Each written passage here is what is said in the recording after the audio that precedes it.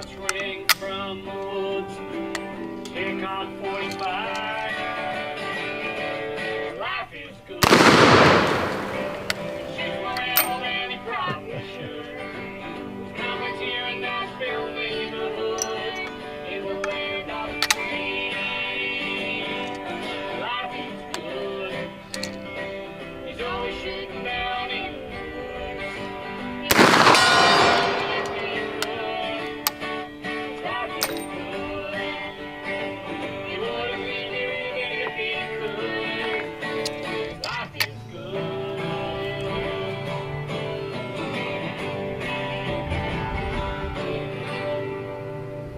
Yes, Hickok 45, your internet shooting companion, coming to you from the barren but beautifying hills of Tennessee, the home of Jeff Quinn, James Yeager. Yes, they were both here. They were both burning powder a few short years ago. Well, yes, I'm going to burn a little bit today, and I'm glad you're here. You see what I brought out today? Something rather vintage. Yeah, vintage, that word is used a lot, isn't it? Like historical. Everything's historical. Everything's vintage when you get right down to it. Well, this goes back to 1873. The design, 1879 for this exact gun. So it's been around a while, almost longer than I have. Made in 1879, 4570, Springfield Trapdoor. What a beaut. What a beaut. I haven't had this thing out for a while. And yeah, I was in Tulsa last weekend and saw a lot of really cool vintage guns. It kind of reminded me of, that's where I bought it 2-3 years ago, and I have not fired that thing enough. Need to get it out and take some shots. And speaking of vintage, don't forget, I don't want to go any further without reminding you, we'll be at the NRA meeting, okay, coming up this week and next weekend. So on Saturday, hope you show up at the Silencer Central booth at 10 o'clock in the morning, from 10 to 11 on Saturday. We'll be there at their booth, and it is booth 7963, Silencer Central. Okay, and then that afternoon at the Sonoran Desert Institute booth, SDI, and it will be from 2 to 3 in the afternoon in Indianapolis. Okay, and SDI is at booth 4645. I'm assuming that's correct. I get that off the website. And but it definitely at the SDI booth in the afternoon, and the Silencer Central booth in the morning. Okay, in the morning 10 to 11, in the afternoon 2 to 3, SDI. So I will see you there. All right, I don't want to get that flurry of mail for the next month when we get back, or messages and say, oh, I didn't know you were going to be in Indianapolis. You know, I didn't know you were going to be at the NRA meeting. I missed you, or whatever, because that happens all the time. So we'll see you there, and looking forward to it. And looking forward to taking a few shots with this thing. Wow, and that was ammo I bought in for the Trapdoor. I bought in Tulsa last week. So pretty cool. Can I shoot another one? All right. Yeah, there are people who load ammo specifically for these old guns. All right, let's take it. I've never fired it before. I think I hit the gong, and I don't know. It should be light enough where I could maybe shoot the cowboy. Yeah, popped him. All right. Save that brass for sure. Got a little dirt back on that one on my cheek. So, I don't know. That's why you wear glasses, you know. You get a little dirt or something, you know, come back at you occasionally. All right. So, why are we here? What are we doing? I don't know. Just shooting, talking, another Sunday morning. And it is Easter, right? A lot of you are celebrating Easter. You're off to church later, or you got back if you're watching this on Sunday. So a large part of the country and the world, you know, celebrates Easter. Large percentage do not, but many of you do. And so congratulations on that. It's a big day. And I'm still out here shooting, you know, Easter, just like the mail, you know, whatever it is, whatever the weather, whatever the holiday, Christmas might fall on a Sunday, I'll be here, right? It just doesn't matter.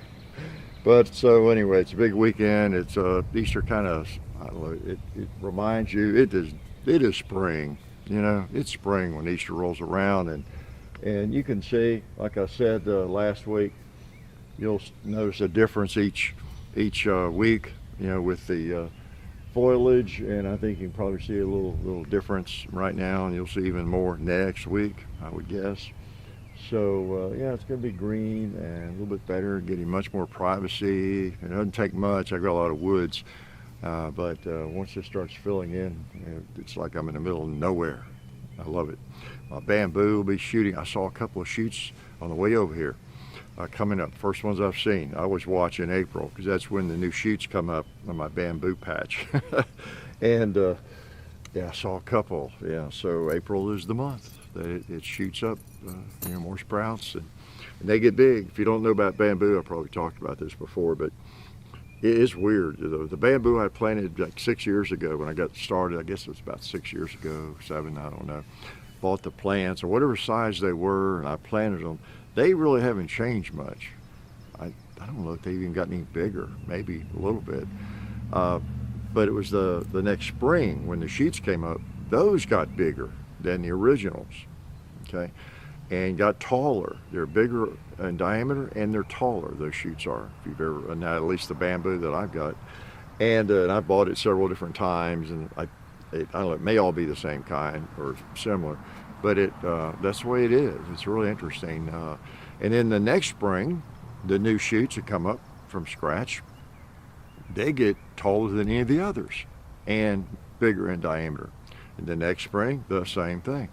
So unlike walking through these woods, being the genius I am, I conclude that the biggest trees have been here the longest. I'm usually right, unless you're comparing an oak with a poplar. Oaks grow much more slowly and all that kind of. Sometimes there's variation on that theme, but generally the bigger trees have been here longer. Yeah, what a genius observation. But not with bamboo. You see some bamboo, a field of it. The bigger diameter, the bigger stalks of it or whatever are the newest ones. At least in all of mine it is. And I've been observing it for a period of years. Yeah. So, interesting stuff. And I'm not going to charge you for that bamboo lesson. Not at all. And then again, don't forget the holsters, Alabama holsters. Great little holsters, been using for a long time. I appreciate them supporting the channel. Real practical Kydex concealment holsters. Great company. You see them all there on the target, along with Ballistics and Talon grips. Now I've got something here.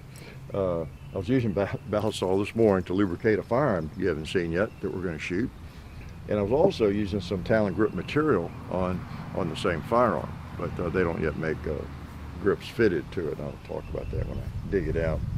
So we appreciate everybody that helps us out, and I had a great time in Tulsa. My buddy and I rode up there. Well, yeah, I rode up there like it's across town.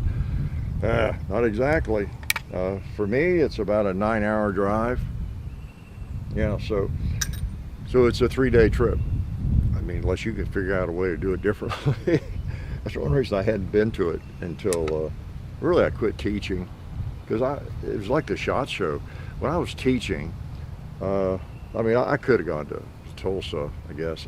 It's just, I don't know, taking your entire weekend plus another day off and all that kind of thing is a little more problematic, and especially for SHOT Show. But once I left the teaching field, then I started going to SHOT Show every year, and the Wanamaker show in Tulsa a few years back. Let's go with that gong again. All right, popped him. All right, big old cast bullets. Yeah, love it. Smells good. So, man, what a gun. You reckon somebody knew, some cavalry guy or whoever, that carried this in 1879, okay? It's a long time ago, and fired it, that they would have ever guessed some goofball idiot on a camera would be shooting one of these at 2-liter drinks, killing high fructose corn syrup and things like that, you know, talking to a camera in the woods, because I don't think in 1879 you could do that. Well, you could do it, but it would have been kind of weird because it would have been a still camera, you know, early days of that. So you likely would not have been talking to it if you were sane, right? Because it would not have been recording much movement. But yeah, that is interesting to think about, you know, the years and years and years that have rolled by. And, you know, the use of something like this. It says right on the side, U.S. Springfield, 1873. This is a carbine. This is a real carbine. And bought it from a dealer. He's in Phoenix. Is it Legendary Arms, I think? I've been to their store, too, out there. And but bought it at Tulsa 2 or 3 years ago. He had a nice setup. And, oh, some of those old guns. Arm.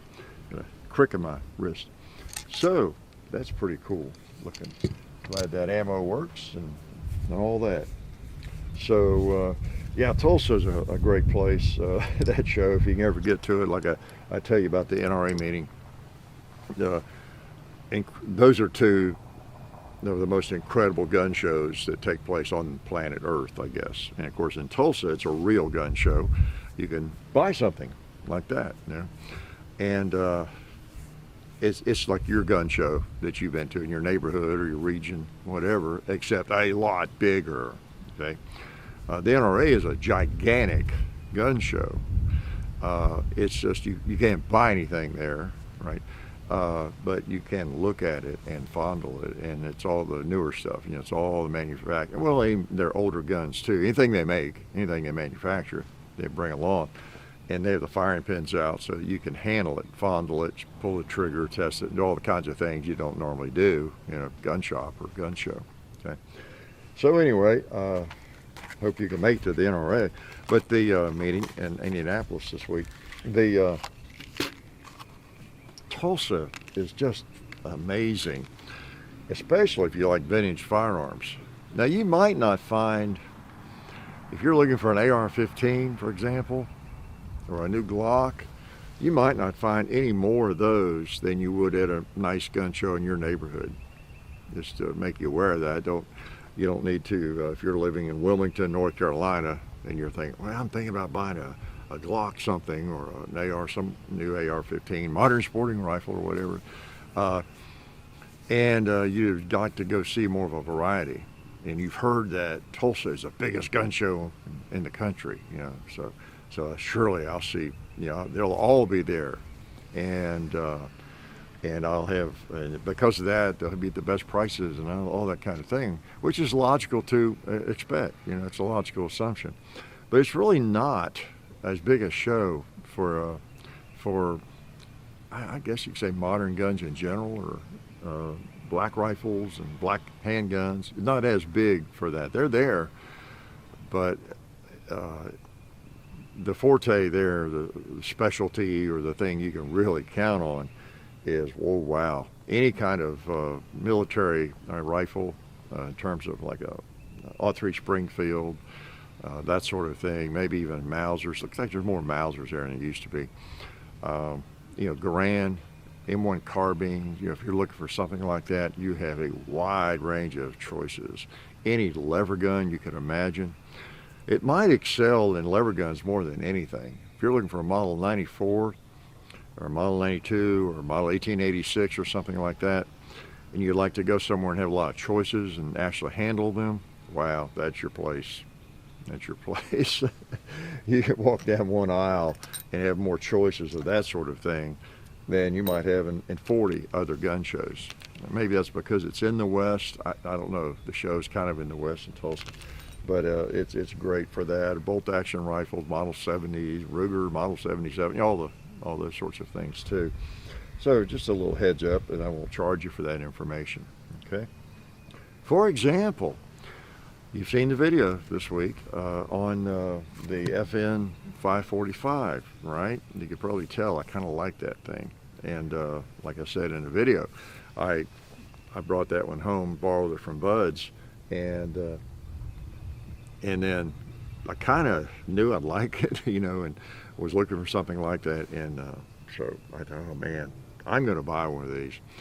And I just might as well go ahead and do it, because I knew a place where there was one. Oh, Clarksville Gun and Archery had one. And they check in my guns, and so I just went back up there and bought that thing. And that's why I had both of them in the thing, the video. And that's what I did. And that reminds me, our new targets, Gun Fun Targets, made those up for us. Wanted to thank them for that. Did a good job on that. Got them to me, you know, by April and everything. It asked them to change it around a little bit, put on Alabama holster logo and that sort of thing. So I appreciate Gun Fun Targets. So here it is. Oh, well, no, wait a minute, it's not. I got to finish that story. Well, the other thing is, I think I said in the video that I might have to have one in 10 millimeter as well. And I thought, you know what? I checked around and had trouble finding one in any of the gun shops around Nashville, except one in the area, and in 10. But I did find one, and I went back and bought it too. Okay, so that's what I have today. That's not been fired, and that's what I put some strips of tape on, and it's not been fired, so I thought we would fire it together. Okay, so I like the 10, and this is one I want to try out, so here we go. I had trouble deciding between the flat dark earth and the black. I really did. Now I didn't have an opportunity or a choice to just pick one up like that. I could have ordered one or bought one on Gunbroker or something. I could have found one, but they're harder to find. So let's put a 10 millimeter round on this paper target. Let's see if this firearm shoots. Now, I want you to have a lot of trouble today with it. Loud, but yeah.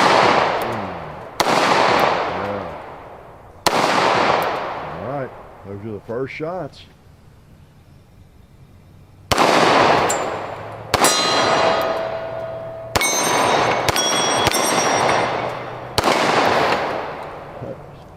Got that bowling pin back there behind it too. Let's go out at the gun.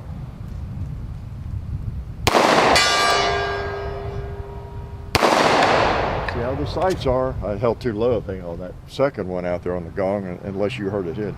Oh man, so it feels fine, like I knew it would. So yep, I'm just an FN junkie over the last couple of weeks, I'll have to say. And part of it, the reason I went ahead was they're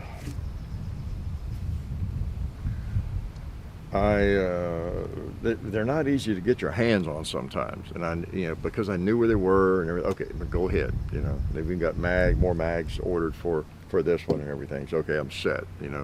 Let there be a shortage or not, I got them because I knew where they were, and I'm good. I can enjoy it and do some videos with them and compare and everything else. Just a nice gun. I'm a 10 fan. I'm not quite as crazy about that SIG X10 as I thought I would be. I need to get out and shoot it some more and verify what I think about it. But I mean, it's fine, but I like this and the feel of this a lot better. Am I recording this? So, okay. It's got a 22 round mag comes with it. Believe that? 22 rounds. Let's shoot a few of those. All right, see if that magazine works. I don't want to go into combat or into bear country with a magazine I'm not sure about. All right.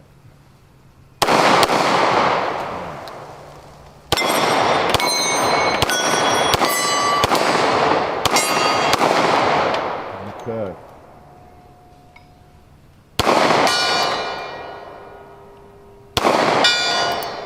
Let's try the buffalo over there.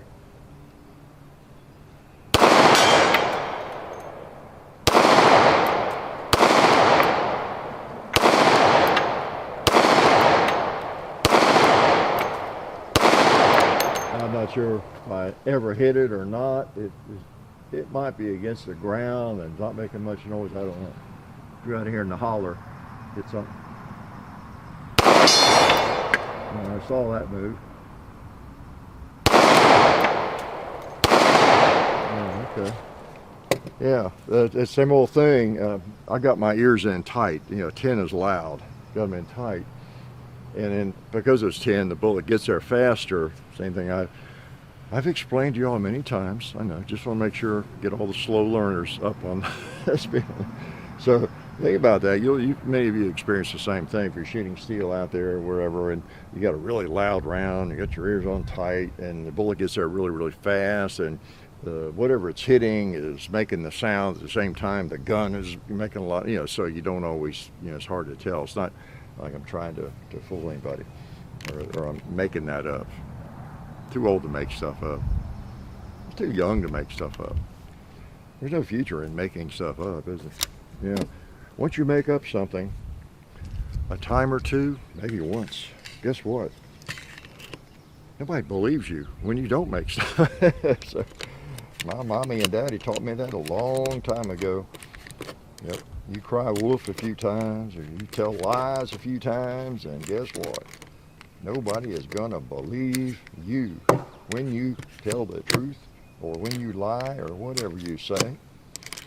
But anyway, shoot something a little hotter here now. All right, 10 millimeter. Those ears in tight. Yeah. All right.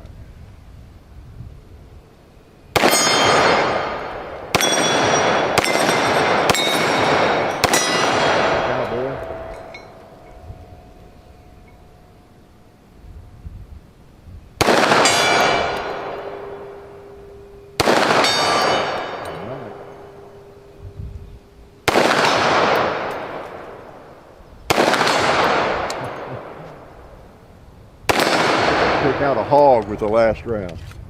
All right. Hit him right above the shoulder. I think that's kind of the area you want to hit a hog or whatever you're shooting at. Unless you can put it in his eyeball, I guess. Yeah, I don't know.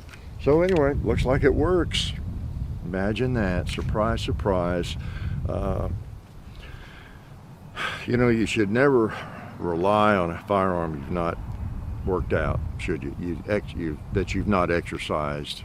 We all know that. If you're going to carry it, different experts will give you different numbers, but the number of rounds you should fire before you make that your carry gun, whichever kinds of ammo you're going to be carrying, and go through all that. It makes a lot of sense, doesn't it? It's just sort of common sense. It's a little uncommon these days, but that makes a lot of sense, doesn't it? I tell you, with these new polymer pistols, whoever makes them, Glock, M&P, SIG, FN, or whatever, though, you just don't expect them not to work, do you? It would not be wise, but I could go buy probably not this 110, but I'd go buy a new FN 509 or something compact, put it in a holster if I was going on a trip and I needed I just wanted to be armed, or a Glock 19, whatever, you name it, an M&P, a 40, it doesn't matter, whatever it is, Ruger, SIG, and I'm probably okay, right? Probably okay. For it's a mount, as long as you got it lubed, you look, take it apart, all the parts are there and it's lubed, or you lube it and everything, barrel's clean, load it up, you'd probably be okay, wouldn't you? And personally, I would be pretty confident that I'd be okay. Now, I wouldn't do it. I'm not advocating that. It would not be smart to do that. I'm just saying it wouldn't be the dumbest thing a human's ever done. There are things that are dumber than that, given the reliability, of these things. But you wouldn't want to do it. But I guess what my point is, you almost could, couldn't you? You could almost do it with confidence, just like I really had no doubt this was going to work, even though I'd never fired it. I was tempted to yesterday, day before, but I knew it'd work, Now watch it break on me. So yeah, I tell you, I'm addicted, and I obviously, and I'm enabled, obviously by you all in this project. I have an excuse to buy guns. I can always just say, well, I wanted to do a video on that and I couldn't find one, or Buds didn't have it, or I just wanted to do a video on that, and just part of the business, even though I don't deduct those and that kind of thing. It's just my personal gun. But I can justify it, right? So that's really bad. You got somebody with a bad addiction, a serious addiction, and because most people don't have much of a legitimate justification for an addiction. Say you're addicted to some drug, alcohol, cocaine, or you name the drug you're addicted to, opioids, whatever it might be, sugar. You don't really, there's just not, you've got to really stretch to come up with a justification for that. Well, I deserve to enjoy my addiction to opioids because I've just had a rough life, or something, Nah, but so I have a claim that I can make, see, so that really makes it dangerous, doesn't it? No hope for me. There's no hope for a lot of you, so there's even less for me. So anyway, 10, that's nice. I like them both, Again, here I am again today with a illustration of my schizophrenia. I enjoy thoroughly both of these firearms. I mean, again, look at the contrast. Big old 4570 in a firearm that was made in 1879, designed in 1873, more or less. And compared with that thing, that didn't sound good, did it?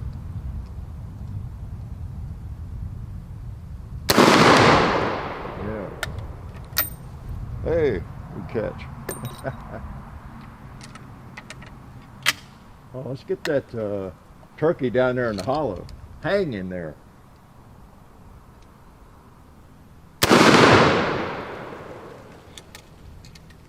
I think I missed it. I will have to figure out where to hold and the sights and all that with this thing, I guess, with this ammo.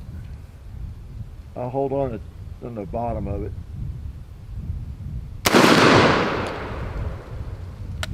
Okay, I think that actually went high. If I saw correctly what I thought I saw, and I was definitely holding on his feet that he doesn't have. I'm gonna shoot the cowboy so I can see where it hits.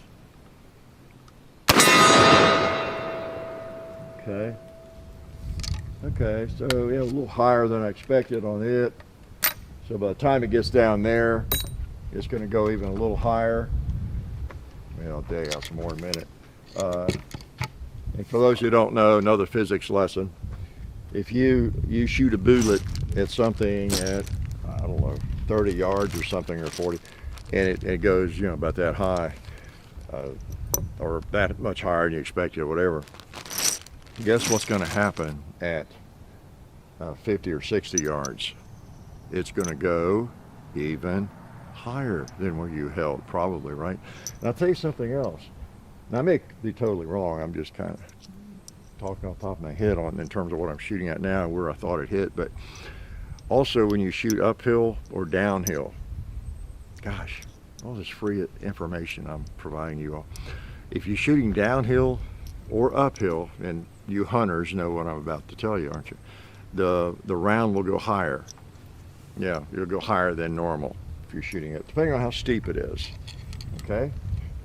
Now, that doesn't make sense. Shooting uphill, everybody knows it takes more energy to get uphill, right? It takes more energy when I climb a mountain even. So, do I have to explain it to you?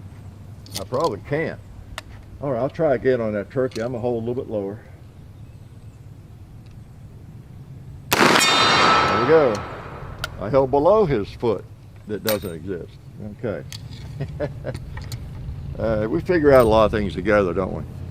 Well, I don't know if I can take the time to even try to, because I can't explain it really well. I've read articles on it by hunters and people that know, ballisticians, real experts. I mean, now it's not dramatic usually, but you think about it, when you shoot a bullet, on level ground, okay, just horizontally, that bullet's going to have a certain amount of drop per foot that it travels, right? However far it travels. Let's say you're shooting at 50 yards, 100 yards, let's make it 100.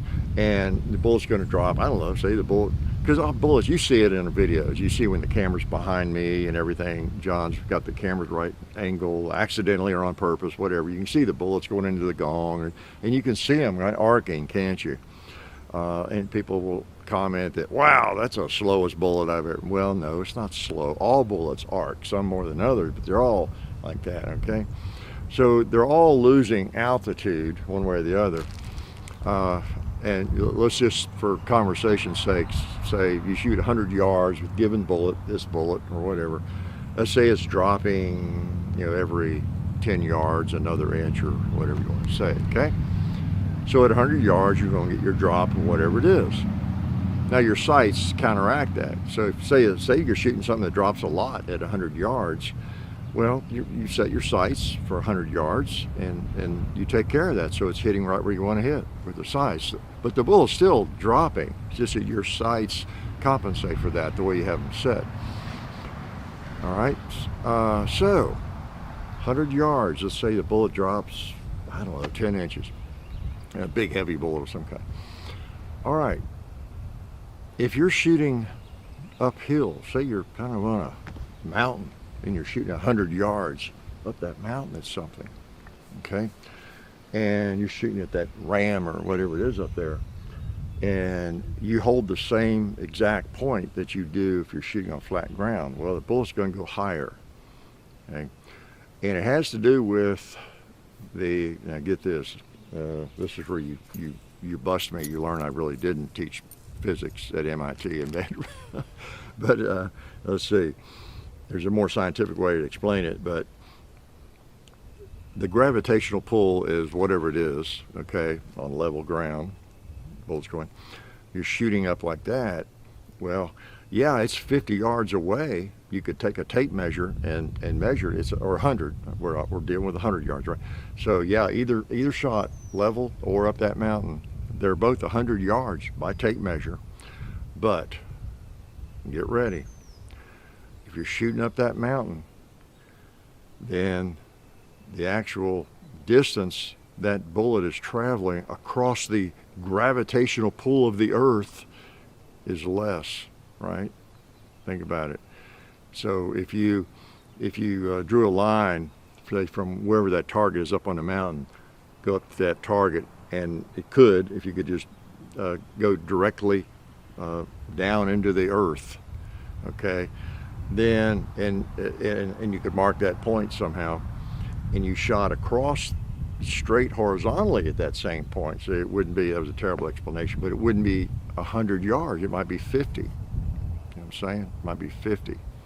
I guess a better, say you got a mountain, 100 yards is that target up there, but the mountain has a very sharp edge to it, and right here it's just perfectly flat. And I've got another target at 100 yards just beside that mountain, okay? So if you could get a point where that one up there is straight down to the earth, it would be maybe half the distance to the one that's all the way out there at 100 yards, okay? I don't know, that doesn't make any sense. But anyway, there's less gravitational pull on it. It's not traveling across as much earth, of the earth. Yeah, you're shooting up a pile of dirt, but you're not traveling across as much earth, okay? So it's going to shoot higher. And the same shooting downward, okay? Now you all that have studied that know what I'm talking about. You're hunters and all that. You can explain it better probably, but it's something like that, okay? Get your scientific terms out and you can probably explain it better to the group here. But it always seems counterintuitive though, doesn't it? You're shooting uphill, what? You mean it's going to shoot high? Or you're shooting downhill. Always, it seems that, of course, I guess I'm shooting down. We're probably all shooting downhill, maybe more often. Maybe that's why that I notice it more when I'm shooting downhill, because in most ranges or like here, you're not shooting up towards the top of the hill very often because it's more dangerous, if you miss or whatever.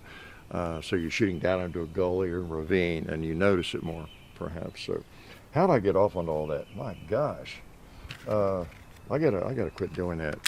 Sunday turns into a physics lesson. Right? From a a feeble professor, absent-minded professor.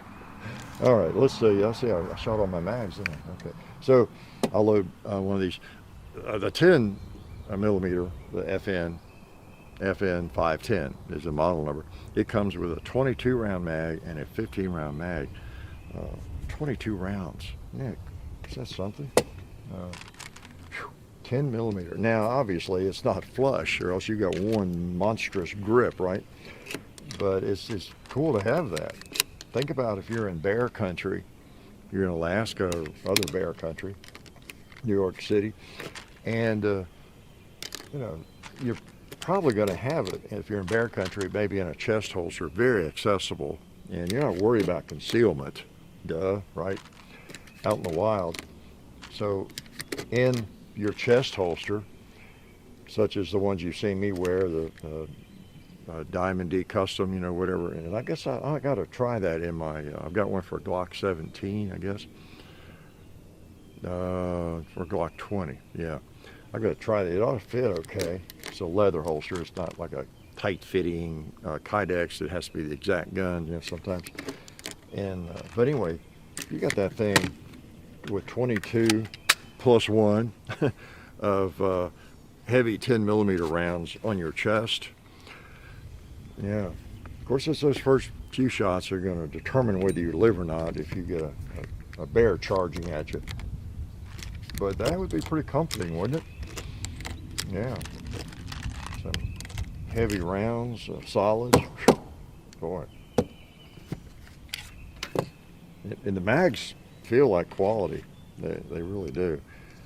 This one, again, the difference I think I mentioned in the video with the 545,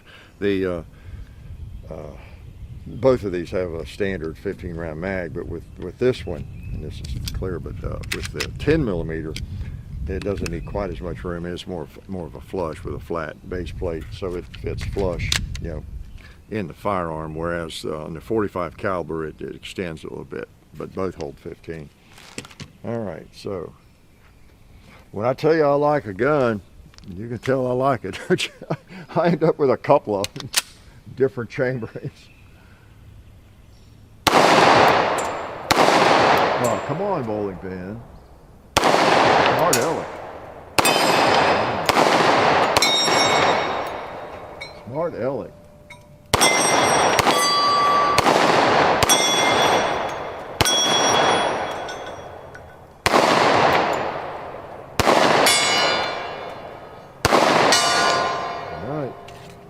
Pretty cool. Threaded barrel, of course. I didn't bring the Banish 45 over today, but obviously with 10 millimeters, not it's supersonic. It's not subsonic, so it's not going to make as much difference. You know, and I noticed the video I posted this week with the FN 545s and everything. Shot one, suppressed one not, and it's remarkable how much a suppressor suppresses and all that. It doesn't really come through on camera. It really doesn't. When I was doing the dual wielding, it was funny because there was so much difference between the sound. But when I played that back and was looking at that, it didn't seem nearly as dramatic. So the moral of that story is you just most of the time you can't tell how much suppression is happening through the camera. I guess partly because the camera, microphone, your TV, it suppresses everything to an extent, obviously, or I couldn't shoot this firearm without hurting your ears. Let's say you have your volume turned up right now, just middle range or whatever, where I'm yakking at you and I'm shooting and it's not blowing your ears out or anything. Well, if microphones didn't suppress naturally, or however they do it, then your ears would be ringing like crazy every time I shoot, because it'd be like me standing here shooting without earplugs, wouldn't it? So I guess that's what it is. You're getting suppression. So what it's doing is bringing down all the gunfire closer to what a suppressed round is, I guess. Yeah, I don't know, but it was just remarkable, because boy, when I was shooting, it was just comical, the difference was. Oh well. So anything else you want to know about? Nothing I know about, I guess. Yeah, I was thinking at Tulsa as I walked through those aisles, it's a big show. It takes, I didn't get through it all. We were there in the hall from 8 in the morning to about 3:30, I guess. Could have stayed till 6. But I mean, that's just a lot of walking around and looking at firearms. I met a lot of you all there, and it was good to meet all of you. Um, um, I mean, it's just extensive. You can imagine. You can't imagine how big it is really under that one roof. But it is very, very big, and just row after row of just incredible firearms and that kind of thing. It was a reminder that, it reminded me how lucky I am because I have a lot of those firearms. And it's also a reminder that there are so many firearms. It really is good if you kind of specialize. Everybody does, you have to, including me. It seems like I just get whatever I want, doesn't it? But we all specialize in certain firearms. And if you're just getting into firearms, I think it's getting warm. I love it. This is a good day to do this. Tomorrow and the next day and the next, I think it'll be storming. But if you're young and getting into it, you need to put your reins on and control yourself. I'm one to say that, aren't I? But you do need to try to control yourself and think about what your areas of interest really are and just focus on that and not try to own everything. You can't do that. You go bankrupt. You just can't do it. But you can go to shows like that, and you can observe, you can pick up. You don't have to own one of these. And you can pick one up and look at it and say, wow, that is cool. When was this made, museums, gun shows, or wherever. And, and you can see things, learn about them, and everything. Because, we can't own everything. We don't need to. And, but it's a reminder of that I just know a lot of people just getting into firearms walk through, oh man, I want one of those. I want one of those since I can afford it. I want one of those. Oh, I got to get one of those. Oh, I like those. Never fired one of those. I want one of those too. Well, you don't need all of them. Just pick out an area that's that you really are drawn to, and just enjoy that. Because there's no end to it. But it's a great show, no doubt about it. I'd put that on your bucket list if you like firearms. It's called the Wanamaker Show. It's every fall and every spring. I'll probably see you there. I don't go every time. It's a long drive for me, and I get through about 4 or 5 hours of it, and I think, okay, why do I come here? But it's interesting. I like to go at least once a year. Once every couple of years, just whatever's going on. I looked at the schedule, had really busy several weeks, and I got some busy times coming up, and I thought, well, I don't have anything going on this week. I might just go. I don't know. I'm thinking about it. I texted a buddy to give him a heads up. I didn't figure he could go, but I just gave him a heads up. I might get a wild here and go to because he had gone with me before. And I texted him that, I don't know, just a heads up, I may get a wild hair and go to a Tulsa gun show. I'm not sure why, but just give him an opportunity to know I'm going in case he wanted to go. But man, he wrote back, said, yeah, what days? Yeah. So, okay, I guess I'm going then. Okay, so it's good.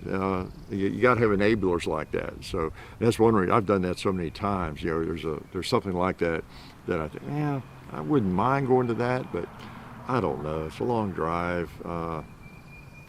I need a little talking into it, or I might just talk myself out of it, or whatever. I'm on the fence, But if you got somebody that's is a little more energetic about doing it, there you go. Okay, good. We got a partner in crime. Let's go do it. So as I told him, you might be a redneck if you drive 9 hours to a gun show and 9 hours back. I mean, if you go to a gun show that involves 2 nights in motels and 9 hours driving each way, and then 7 or 8 hours inside the gun show and all this, you must be a gun nut, if you do that, I guess. So, the sun's coming out. Okay, interesting. I better give some advice to young people before I go. I guess some of that maybe was. I'll tell you what. Let me give you this advice. with everything that's going on. There's always pressure on our Constitution. Don't let young people, old people, don't let anybody confuse you about your constitutional rights, the Bill of Rights, all of them, First Amendment, Second Amendment, right on down. Don't let anybody confuse you about that if you're sitting in a college classroom or a high school classroom or a third grade classroom. You know, I've got a clue for you. Your teacher, and I was a teacher, I'm not picking on teachers, your teacher is nowhere, I don't care who it is, Professor Jones at MIT or Vanderbilt or wherever it is, Stanford, your teacher is not nearly as smart and doesn't have nearly as much common sense as our founding fathers did. The ones who wrote the Constitution, thought ahead, had lived life, and knew what needed to be in that Constitution. Okay, now they were flawed, they weren't perfect either. They were not victims, but they were men of their times, of course, like we all are. But they are so much smarter than your third grade teacher and your college professors, especially your woke college professors, okay, so much smarter. And they knew there's risk with the First Amendment. You know, what the First Amendment is for speech you don't like. That's the very purpose of it, right? So people can say things you don't like that are offensive to you. They still have the right to do that. You know, same with the Second Amendment. Yeah, of course there's going to be some abuse, the Second Amendment. You know, there are violent people in the world. There are sick people in the world. You know, that does not override the Constitution. It's that simple. So that's my advice, and I'm sure a lot of you, if you're young in school, you don't hear a lot about the Constitution in most schools. Yeah, too bad. Too bad. Okay, I'm going to shoot something else, and I'm going to let you go, maybe. I don't know. Or maybe I should never let you go. I should stay here all day. Let's shoot this thing again. Man, while I'm getting it dirty. Single shots, as I always say, are special. No doubt about it.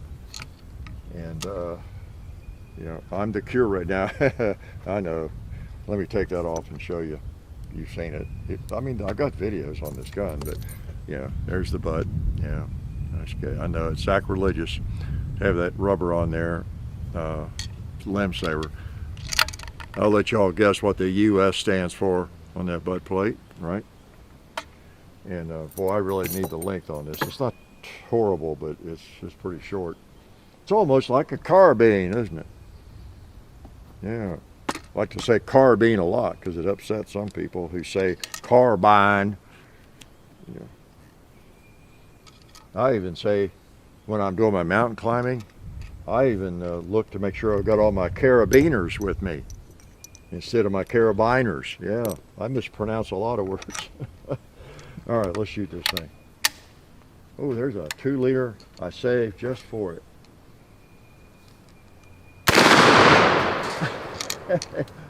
Did I miss it? You know what I did? I think I wounded it, knocked over the propane tank, because I see it leaking a little bit. I must have barely wounded it. Wow. Okay. That was an interesting shot. I felt like I was right on it.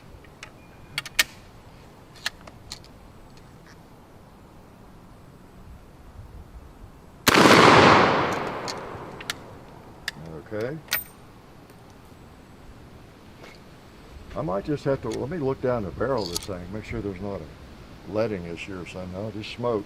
Notice I had that back like that when I did that. Okay. I don't know where I'm hitting.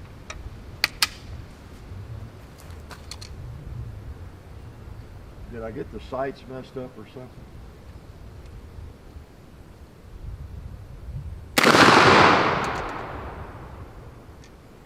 What am I doing? What am I doing? You're witnessing. I'll start to say history. I don't know what you're witnessing. All right. Everything is clear. Let me shoot. There's a plate down there that hasn't been shot much. Let me see what I'm doing.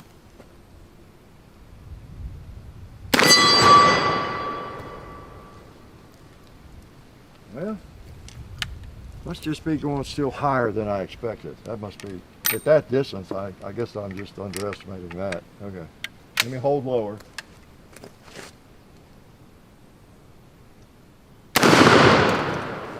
Okay, that was it.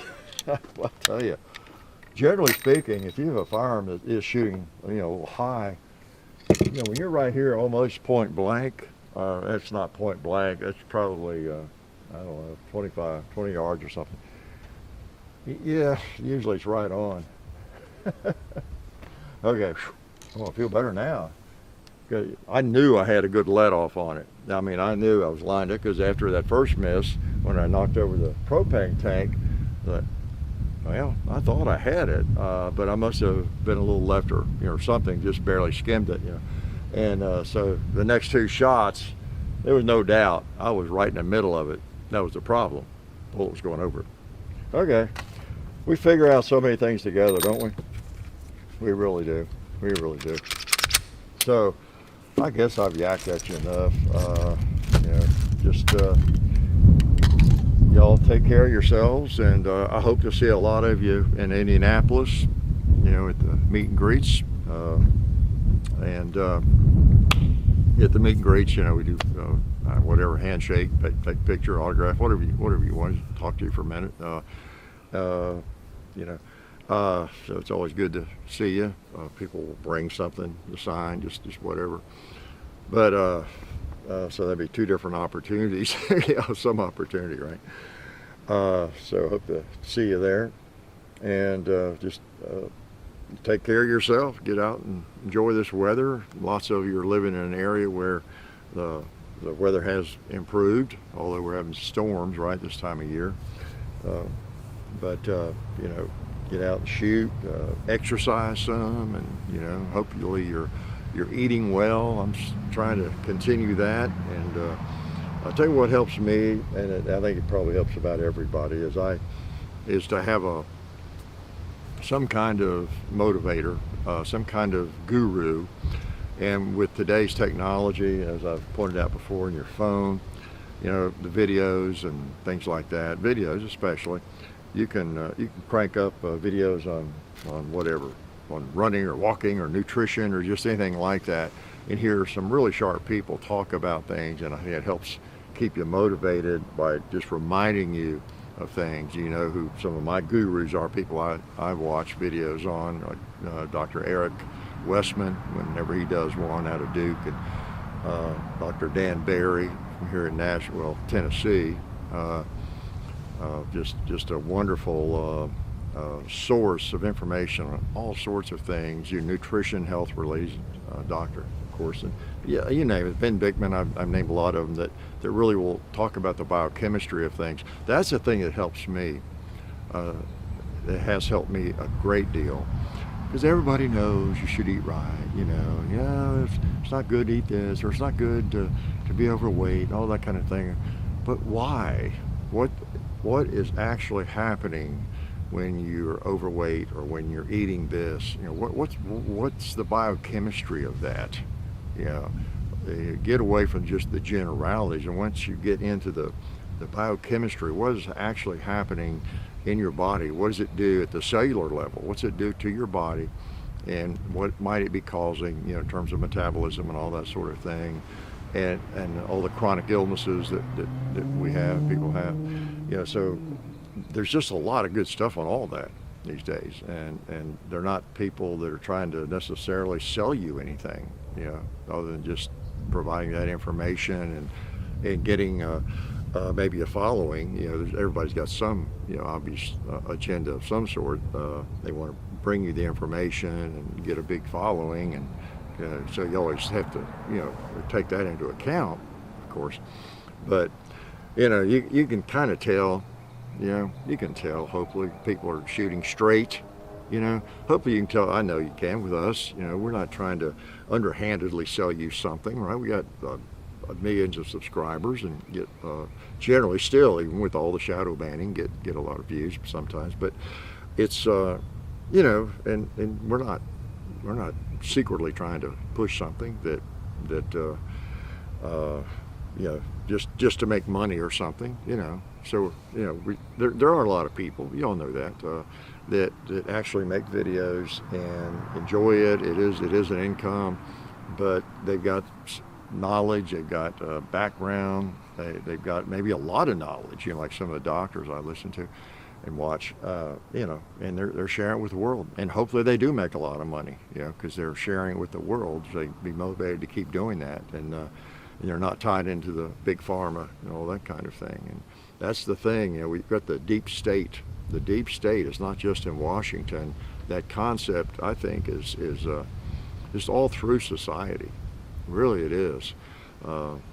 That's one reason it's really important for all of us to look at the contrary view on everything, you know, and kind of explore, see what we can learn about almost any aspect of human endeavor.